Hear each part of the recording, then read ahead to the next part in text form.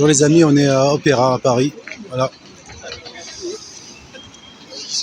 On va faire un petit tour, voir un petit rassemblement. Juste là-bas, en face de nous.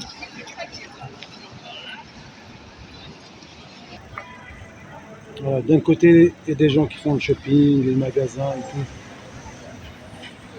Et il y a des femmes juste à côté qui se battent pour récupérer leurs enfants. On est le samedi 9 novembre. Voilà. Il y a beaucoup de femmes qui se battent pour récupérer leurs enfants. Ils sont placés. On va faire un petit tour. Plus retourner voir leurs parents. Leurs parents, au moment de 18 ans, quand ils sont majeurs, j'invite tous les enfants placés à ne jamais signer le contrat jeune majeur. Vous en prenez pour 3 ans. Vous en prenez pour 3 ans où de toute manière, ils ne vous laisseront pas finir votre formation. Donc les enfants placés, vous savez que vous êtes tombés dans une mafia, que vos parents, même s'ils ont eu des difficultés dans un moment de leur vie, ils sont là pour vous. Il n'y a que eux qui pourront vous aider, vous soutenir avec leurs possibilités et surtout, retournez voir votre famille, retournez voir vos grands-parents, vos oncles, vos tantes, vos racines. Abandonnez ces gens-là. Donc aujourd'hui, les jeunes qui sont à la rue, s'il vous plaît, retournez dans vos familles, allez toquer, allez faire des enquêtes. Aujourd'hui, on se rend compte que les enfants placés ont changé de nom, de prénom, de lieu de naissance. C'est grave. Un jeune que j'ai essayé d'aider il y a quelques semaines a eu sa carte d'identité détruite quand il est sorti à 18 ans. Il ne peut même plus trouver du travail. Il ne peut plus trouver du travail parce que sa carte d'identité, c'est juste une photocopie. Sa carte d'identité où il a changé de lieu de naissance, de nom et de prénom, il n'arrive même pas à refaire faire ses papiers d'identité. Comment voulez-vous qu'ils soient bien, ces jeunes-là? Ils ne savent même plus comment ils s'appellent, comment le nom de naissance. Donc aujourd'hui, là je vais vous faire témoigner une maman, on prendra la parole tout à l'heure, une maman qui s'est fait retirer son enfant à la naissance. Comment est-ce possible qu'une maman, comme je lui ai expliqué tout à l'heure, une famille de 68 s'est fait retirer ses 4 enfants pour pseudo-maltraitance. Les enfants ne sont jamais rentrés au domicile. Donc je vous passe le micro à cette petite maman. Ils m'ont drogué, moi. Bonjour, je suis Nadia, j'ai 42 ans, je suis fonctionnaire de l'éducation nationale. J'ai accouché il y a 2 ans. J'ai accouché à l'hôpital de Nanterre il y a 2 ans. À mon accouchement, le lendemain de mon accouchement, la ministre a développé avec la protection de l'enfance. Moi, ma fille, je l'ai envoyée dans ma chambre d'hôpital. Donc, ils sont venus, j'avais ma fille dans les bras, elle était foulée, elle avait un jour. Le lendemain, ils sont venus, ils m'ont arraché, elle était dans mes bras, elle dormait, je suis dans les bras, j'étais en train de l'allaiter. Ils m'ont arraché, ils avaient 3 femmes sont venues. Et le policier avait la main sur son arme. Si je leur donnais pas ma fille, le policier allait tirer sur moi dans ma chambre d'hôpital. Assistante sociale. J'étais obligée de leur remettre mon bébé. On va changer de suite. Voilà. Attends, on va changer. Et leur prétexte, c'était une fragilité psychologique parce que j'ai eu un drame pendant ma grossesse. Et voilà, comme toutes les femmes qui sont enceintes, et comme j'étais toute seule pendant 9 mois, leur prétexte, ils sont venus par surprise en fait. Voilà, ils sont venus par surprise. Et ça fait 1 an que je n'ai pas vu ma fille, elle a 2 ans aujourd'hui. Ça fait 1 an que je ne l'ai pas vue, je ne sais pas où elle est. J'ai pas de nouvelles.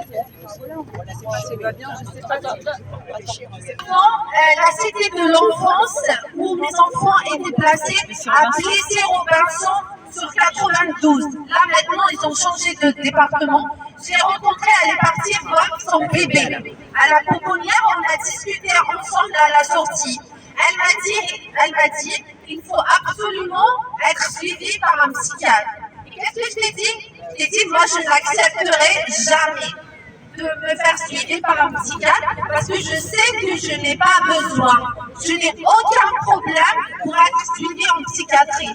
Elle m'a dit, si tu ne fais pas ça, tu ne vas pas récupérer tes enfants. Je lui ai dit, moi, de toute façon, je ne vais pas y aller chez le psychiatre. Elle m'a dit, moi, je n'ai pas le choix, je vais les suivre.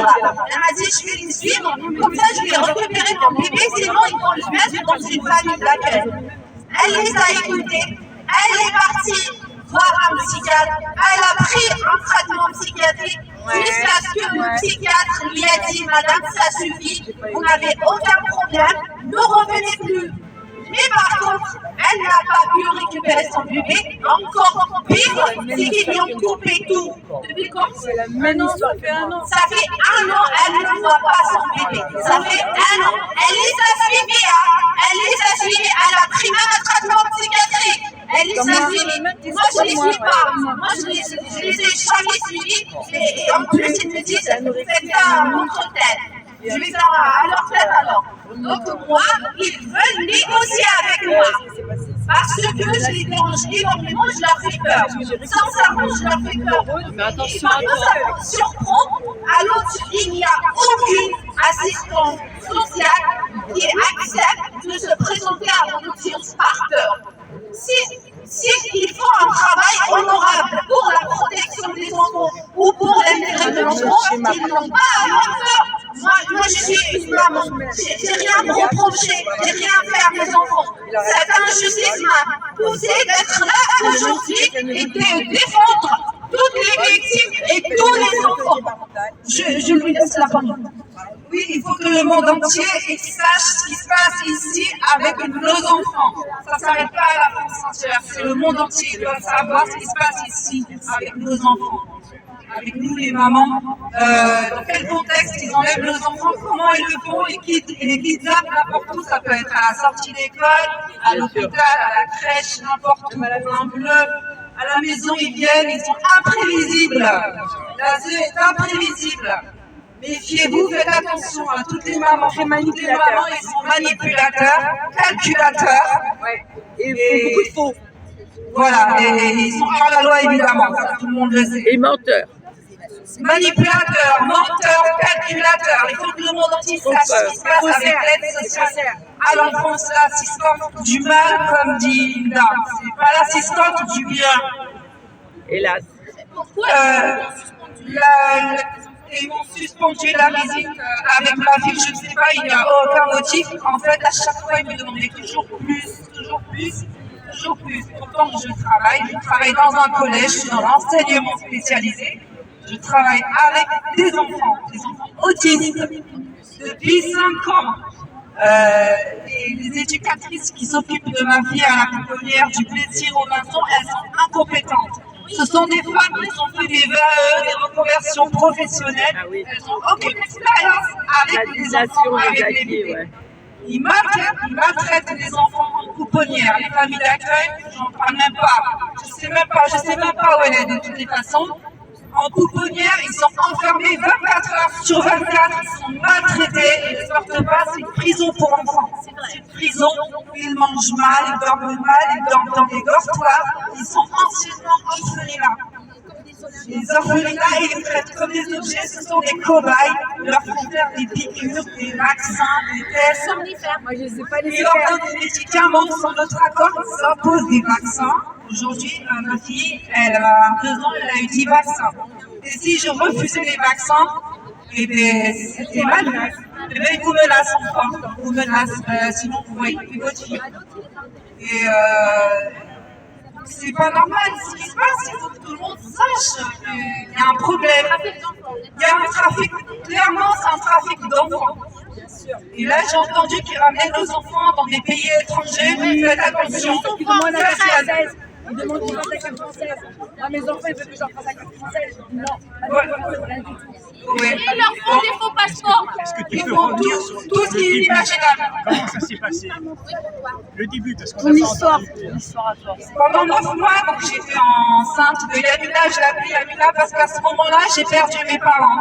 J'ai perdu mes parents pendant ma grossesse. Ils ont décrété que j'étais fragile. Ils ont décrété, je souligne le mot décrété. Ils ont jugé que j'étais fragile, que j'étais incapable et inapte à élever ma fille. Alors que j'ai déjà de grands enfants qui sont majeurs. Ils sont étudiants, ils sont majeurs. 21 ans, 20 ans, que j'ai éduqué aussi toute seule, ça se passe bien. En tout cas, ils vont bien. Voilà. Et donc là, ils ont dit que j'étais inapte, incapable, fragile. Pourquoi? Je ne sais pas. Parce que quand tu pleures, tu perds tes parents, tu pleures, tu es fragile. Quand tu as peur, tu es fragile. Quand tu pleures, l'attente, tu es pas normal, tu es folle.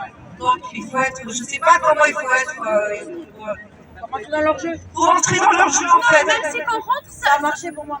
non, ça En marche fait, pas. vous dites toujours amen à tout ce qu'ils demandent, mais ils demandent toujours plus. Et à la fin, ils vous disent ah ben non, famille d'accueil, ils vous prolongent à chaque fois.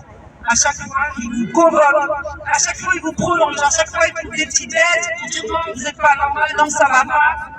Après, ils vous imposent un traitement médicamenteux avec des effets indésirables, des somnifères, des opiclones, etc. Alors que vous êtes tout à fait normal. Après, vous leur dites que vous arrêtez le traitement. Non, ils refusent. Vous êtes obligés de prendre le traitement, sinon vous ne voyez pas votre enfant. Et quand vous voyez votre enfant, c'est sous surveillance avec ses éducatrices. Ils jouent aux billes, ils ne connaissent rien aux enfants. Faites ça, Les ne faites gamines. pas ça, faites ça, ne faites pas ça. Voilà, et je ne vous parle pas des gestes, il y a des gestes en fait au niveau du portage, si vous la portez mal. Ils vous observent. Non, il ne faut pas jouer comme ça, il ne faut pas lui apporter de vêtements, il ne faut pas lui apporter de cadeaux. Vous n'avez pas le droit, ils vous regardent tout ce que vous faites, et vous faites des gestes, vous portez vos enfants. Et là, ils vous jugent. Ensuite, ils font des rapports, et ces rapports, ils sont communiqués à la juge des enfants. Et ils mentent sur leurs rapports. Ils mentent clairement, ils mentent, ils font de faux rapports. Ils font beaucoup de choses, ils font des fausses déclarations, ils mentent, des vices de procédure, comme ils appellent ça. Et si vous avez, j'ai pris des avocats, j'en ai pris plusieurs, ça n'a rien donné. Ça n'a rien donné, ça a empiré. J'ai dépensé 10 000 euros. C'est rien du tout pour ma fille, 10 000 euros. Moi, je ne sais pas si vont me la rendre un jour, je veux la voir, en tout cas, j'exige de la voir. Je veux C'est quel voir ma ASE? fille. C'est quel ASE? C'est l'ASE de Nanterre, département du 92. Le département du 92, l'ASE. Le quartz, comme ils appellent ça, le On va quartz. organiser une manifestation. On va encore de nouveau organiser une manifestation, c'est parce que c'est la maison mère là-bas, c'est le 92, le département, ils ont trop d'argent, ils ne savent plus quoi en faire de notre argent. Je vais vous dire combien nous, contribuables, 14 milliards 400 000, 120 000 enfants, placement abusif, ça fait 12%. Ça, c'est pour en fait, la Cour des comptes, juste. La Cour des comptes déclare qu'il y a plus de 50% des enfants placés qui ne devaient pas être placés. Et Stéphanie a calculé. Elle a fait un chèque et elle dit aux contribuables que nous, on veut restituer cette somme. Si nous rendons nos enfants, imaginez combien ils vont faire des économies. 14 400 000. 14 milliards 400. Ça fait 12%. Oui, parce qu'en fait, voilà, c'est ça, c'est les 120 000 placements abusifs qui nous coûtent en moyenne 10 000 euros par mois. Et donc, sur 12 mois, à l'année, ça fait 14 milliards. Alors, pour vous dire qu'elle monte tout le temps, parce qu'ils disent ne toucher qu'à peu près 8 à 10 milliards pour tout ce qui est l'aide à l'enfant. Alors que déjà, rien que sur les placements abusifs, ils nous en fument de 14 milliards. C'est abusif, c'est-à-dire des enfants qui veulent retourner chez eux, des parents qui les attendent les bras ouverts, et elles disent non. Parce qu'en plus de parler de, effectivement, que c'est que des, comment dire, excusez-moi, je suis un peu fatiguée, là je commence à en avoir marre de cette histoire. Et moi, je vais demander, là, on demande à ce que les enfants soient libérés de suite. On veut les adresses et aller les chercher ce soir. Mais effectivement, ces faux rapports, non seulement c'est des faux rapports bidons, illisibles, c'est presque pas en français, ils reviennent sur des trucs, c'est n'importe quoi, ils vous tournent la tête. Donc déjà, quand vous avez un peu de logique, c'est très difficile de remettre ça à plat. Mais pour des gens, par exemple, qui seraient d'une culture un peu différente et tout, il suffit que vous ayez quelques lacunes en français, vous êtes foutus. Donc déjà, les rapports, il faudrait qu'on vous les lise. On va vous faire une petite session comme ça, histoire qu'on rigole, hein, parce qu'on aime bien la rigolade. Voilà. Et le pire, c'est qu'elle rigole. Et c'est que le soir, elle se touche là-dessus. Ce sont des perverses. Grave. Moi, je demande tout de suite une analyse psychiatrique des juges et aussi des gens qui vont mettre la couverture ce soir sur mon fils. Parce que les gens au foyer n'ont aucun contrôle psychiatrique, ni de contrôle de casier judiciaire. C'est la porte ouverte à Pédolande. Moi, ce soir, mon fils va se coucher, je ne sais pas où, je ne sais pas coucher par qui, et ça fait 11 mois que ces espèces de petites pestes, elles me font endurer ça. Moi, je demande à l'armée, aux policiers, j'ai été voir le ministre de l'Intérieur avec Gaël, avec qui on a fait ce chèque, à Rennes, ce premier. Je lui ai remis cette affiche en main propre à Monsieur Bruno, hein, notre ministre de l'Intérieur, qui a tous les noms des gens qui ont participé au vol de mon enfant. Je n'ai pas de réponse pour l'instant. Je pense que dès lundi, je vais aller au ministère de l'Intérieur pour demander l'équipe nécessaire pour l'adresse d'abord, qu'il prévienne le foyer, que mon fils fasse sa petite valise, qu'il récupère sa petite panthère en peluche avec laquelle il a pu partir, et qu'on lui dit, voilà, maman va venir te chercher dans quelques heures, on va pouvoir reprendre une vie naturelle, pas normale. Je ne veux pas de leurs normes, je veux vivre naturellement avec mon enfant. Le coucher tous les soirs, lui faire son petit bisou, qui se réveille le matin, entre 8 et 9 heures du matin, parce que nous on fait école à la maison, et on se régalait, et ça c'était pas possible. Donc j'ai des voisines qui sont venues l'agresser, et moi quand j'ai voulu, sous conseil de la gendarmerie, qui m'a renvoyé, j'ai encore une convocation là pour mardi. Pourquoi? Moi je suis pas lâchée par la gendarmerie de Cournay-en-Bray, qui n'en peut plus parce que je parle de partout, qui m'ont fait un guet-apens, et ils sont pas contents. Parce que cette gendarmerie de Cournay-en-Bray, quand ils ont su que mon fils s'était fait agresser, m'ont dit de venir porter plainte l'après-midi. Parce que le matin, ils ont foulementé avec le maire, Monsieur Picard, un alcoolique notoire, et une personne de ma famille qui ne peut pas me saquer. Ils ont foulementé mon internement. Ce qui fait que quand guet-apens de la gendarmerie qui est faite sur les mamans qui veulent porter plainte pour agression sur leur fils. Donc moi je me pointe là-bas, ils m'accueillent, ils me disent oui, il y a un problème avec l'ordinateur, on va faire le début de la plainte à l'accueil. Et donc ils font semblant de prendre ma plainte, on en était à la douche. Et je me retrouve entourée de 4-5 pompiers qui me disent de les suivre, menottés ou non, dans leur petit camion, jusqu'à un hôpital psychiatrique. Voilà, c'est ça l'invitation des gendarmes pour faire justice à mon fils. Je suis encore harcelée par cette famille. J'ai reçu hier Gaël chez moi, qui s'est pris des doigts d'honneur. Ils nous ont suivis dans la ville.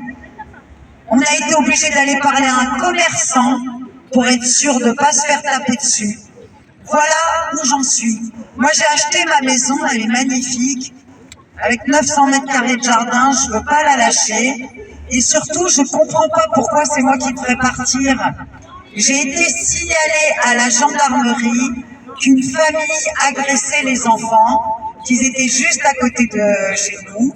Et donc, ils devraient être déportés au moins à 50 km. Je crois que quand il y a une agression, ça arrive.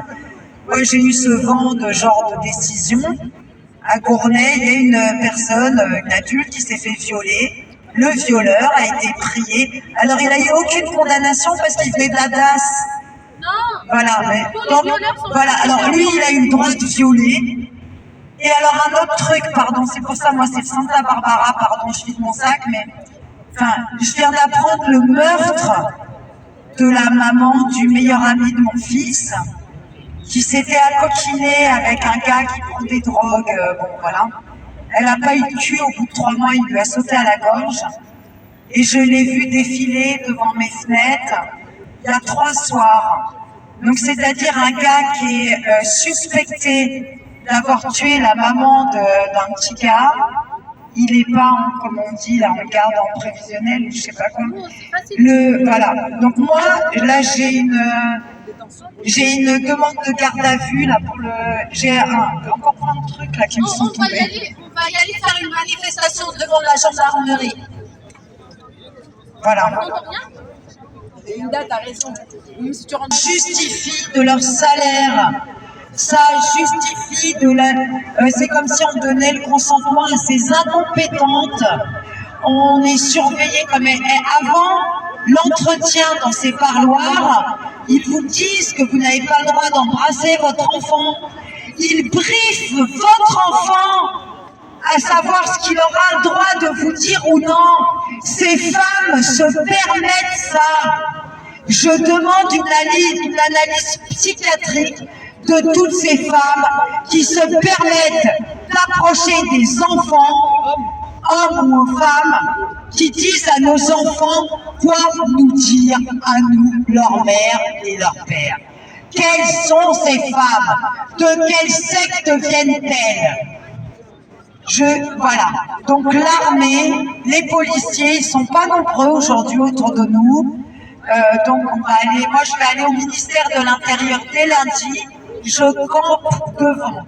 Je lâche, je n'en peux plus. C'est pas j'en peux plus, fatigué, machin, nanana. Quand je dis j'en peux plus, on a fait les vidéos, on a fait notre job. Maintenant je me mets là-bas, dans 3 jours je me fous à poil. Si vous voulez, les journalistes ou les pervers ou tout ça, ça va peut-être faire rabouler du monde, hein, parce que vu que pour vendre un savon, il faut se faire voir la foufoune. Voilà, non, ils vont pas me mettre en psychiatrie, parce que j'ai une amie de la famille qui est psychiatre, et qui, elle, pète un câble. C'est elle qui m'écrit des lettres de 10 pages, où elle me pose des questions, j'en peux plus, comment je fais pour tenir? Comment je fais pour tenir? J'aime mon fils, et je sais qu'il sait que je l'aime. Donc, c'est incassable, ça. Incassable. Voilà. Donc, moi j'aime mon fils, il m'aime, je vais le chercher. Et je rappelle qu'une juge s'est permise, pour essayer de me faire, mon fils et moi, me passer pour des violents ou quoi, m'a précisé la petite phrase, une des rares phrases que j'ai de mon fils, que maman va tuer les voleurs. Parce que mon fils sait être avec des voleurs. Parce que déjà, bon, c'était il dit qu'il va tuer, qu'est-ce que c'est que cette violence et tout. Donc moi, j'ai retourné un peu le truc, j'aurais dit, mais attendez, déjà, il vous fait... Alors j'ai appelé le 119 hein, pour ça, juste après d'ailleurs. J'ai dit, parce qu'il y a un enfant qui se dit être avec des voleurs, donc qu'est-ce que vous faites? Voilà, donc ils ne peuvent pas, voilà. Mais en attendant, j'ai mon fils qui demande à ce que je tue les voleurs. Un enfant, c'est mon fils, il ne va pas me dire ça et je ne vais rien faire. Je vais tuer leur job tout de suite. Je vais pas, moi je fais des gommettes, je plante des framboisiers, je tue personne. Mais c'est fini. C'est fini, c'est fini. Les meufs, régalez-vous encore avec les mères que vous allez voir cet après-midi et ces quelques prochaines semaines. Chartier continue à parjurer et à placer des enfants alors que tu sais très bien qu'ils ont à rentrer chez leurs parents. Ça ne va pas durer longtemps. Et c'est pas Stéphanie qui va arrêter ça, c'est la vie qui va arrêter ça parce qu'on dit stop. Et qui nous dit mot consent, alors on ne dit mot, on ne sent pas, et donc ça va s'arrêter. Voilà, merci. Merci.